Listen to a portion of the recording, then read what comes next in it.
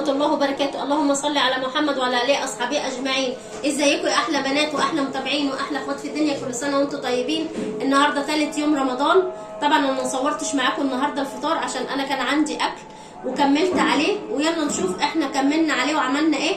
طبعا عملت بنات، اول حاجه كملت عليه صينيه البطاطس اللي هي باللحمه المفرومه دي اهي، حلوه جدا.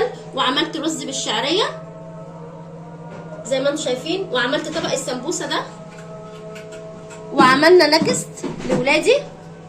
كان عندي بقى ايه بنات، كان عندي محشي فلفل وكوسه، وكان عندي ورق عنب اهو، وكان عندي بتنجان محشي.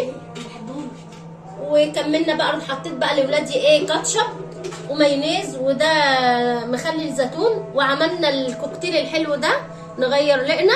وايه رايكم في فطارنا ده؟ يوم قضيناه كده، كان عندي اكل وانا كملت عليه. وصوما مقبولا وافطارا شهيه، كل سنه وانتم طيبين ويعود عليكم الايام بخير. النهارده ثالث يوم رمضان، وما تنسوناش في اللايك والشير والاشتراك وتفعيل الجرس. والسلام عليكم ورحمه الله وبركاته.